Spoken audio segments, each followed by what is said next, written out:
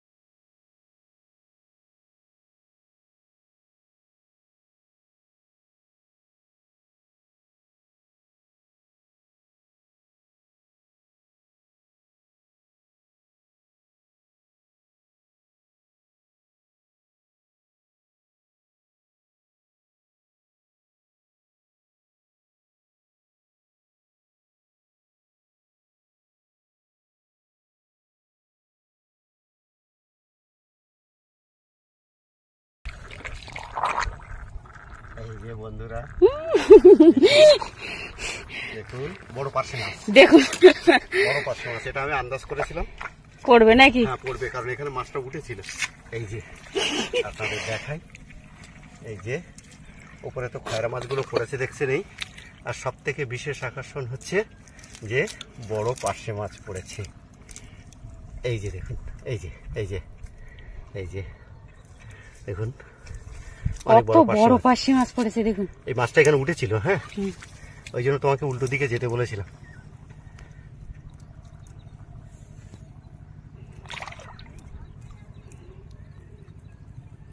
বার হ,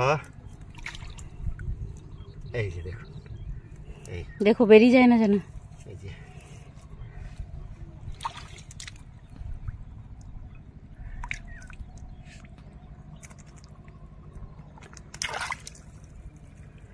দেখুন কত বড় পার্শে মাছ পড়েছে, বড় পার্শে মাছ।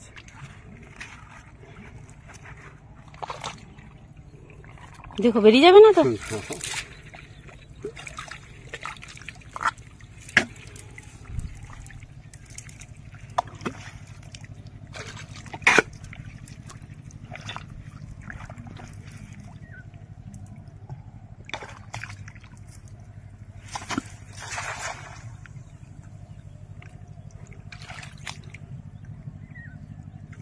আবারও ফেললাম, দেখা যাক কতগুলো মাছ পড়ে। তবে এখানে কিন্তু গুলে মাছ আমাদের পড়ার কথা ছিল, কিন্তু গুলে মাছ ধরার যে পন্থা পদ্ধতি সেগুলো আমরা ঠিক মেনে চলছি না। তার ফলে কিন্তু গুলে মাছগুলো পড়ছে না।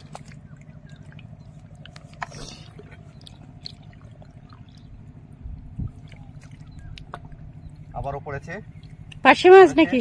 না, খাড়া মাছ। দেখো দেখো দেখো দেখো, এই যে এই যে হ্যাঁ, এই যে উপর থেকে নিচ পর্যন্ত একেবারে মাছে ভরে গেছে।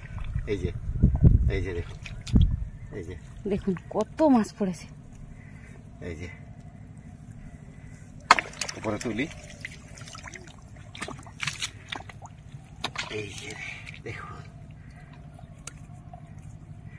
এই যে রাখলাম, এই আর একটা রাখছি।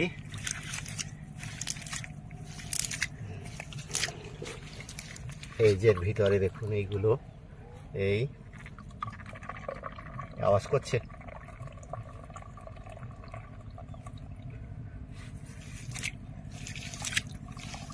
অনেকগুলোই পড়েছে আর বেশ বড় বড়ই পড়েছে। এই যে উপরের দিকে রয়ে গেছে এখনো। এই যে এই আর একটা, আর আছে না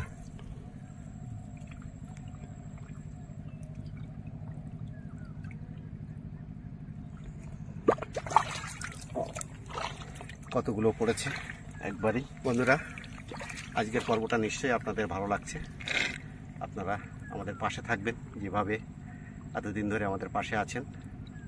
আপনারা পাশে থাকলে আমরা ভিডিও বানানোর জন্য মোটিভেট হই। তো প্লিজ বন্ধুরা, আমাদের ভিডিওটা আপনারা দেখবেন, আর লাইক, শেয়ার এবং সাবস্ক্রাইব করতে কখনো ভুলবেন না, এটুকু আপনাদের কাছে অনুরোধ, প্রার্থনা। তো আসুন দেখি আরও সামান দেওয়া যায়।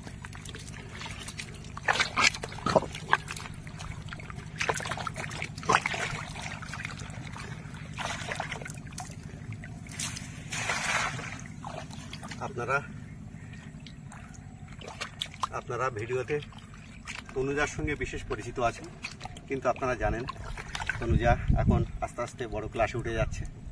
তো ও এখন ঠিকঠাকভাবে আর সময় দিতে পারে না। এই জন্য বাধ্যতামূলক তনুজার মা এবং আমি বা তনুজার ঠাকুরদাদা ঠাকুরমা সবাই মিলে চেষ্টা করছি কিভাবে আমরা এগিয়ে যেতে পারি আস্তে আস্তে।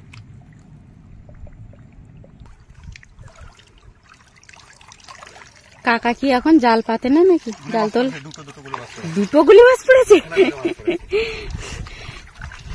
এই যে বন্ধুরা দেখুন, ধরার আমরা অনেকক্ষণ থেকে চেষ্টা করছি কিন্তু ধরতে পারছি না।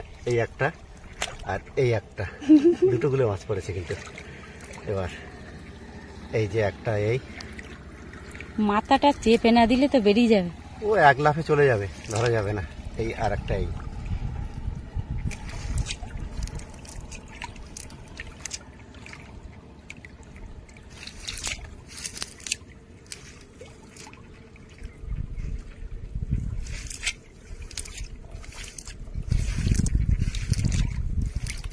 ওই আর একটা, ওই যে ওইটা, ওই তো ওটা কি? এই যে এটাও একটা ছোট গুলি। ও ছোট বলে কি ওর ওর কথা বলবে না নাকি?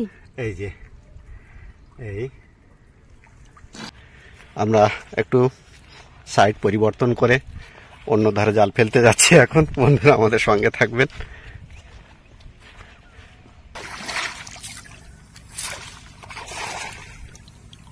অনেক দূরে মারলাম টেনে।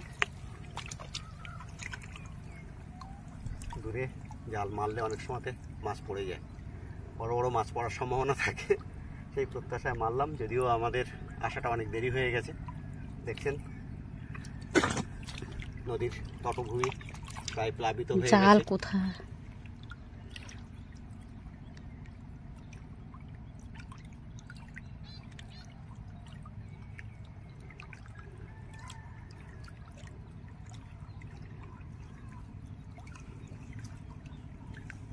পড়েছে পড়েছে পার্শে মাছ না, পায়রা মাছ, গাংমৌদলা বেশ যথেষ্ট পরিমাণেই পড়েছে।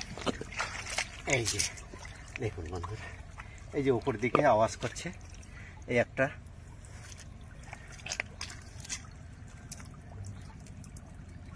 এই একটা,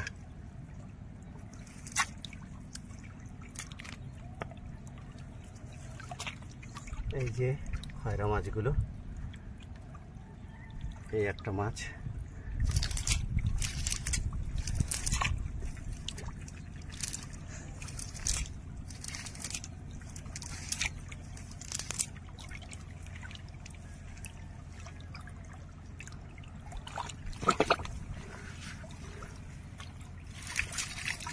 চলে এসো আস্তে আস্তে।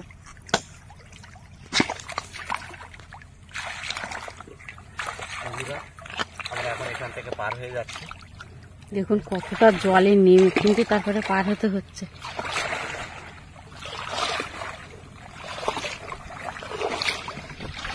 জল উঠে গেছে অনেকটা।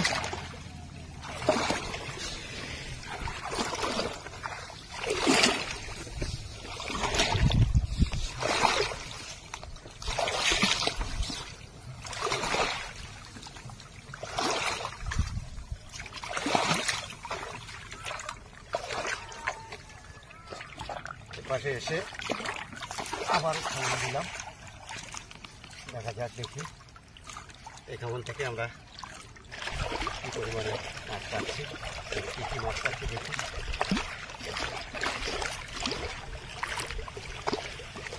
তাহলে বন্ধুরা, আজকের এই বিশেষ আকর্ষণীয় পর্বটি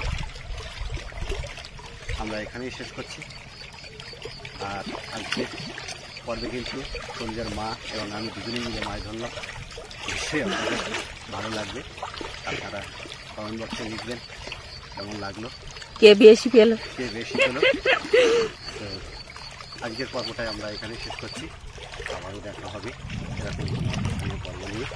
ততক্ষণে আপনারা ভালো থাকবেন, সুস্থ থাকবেন।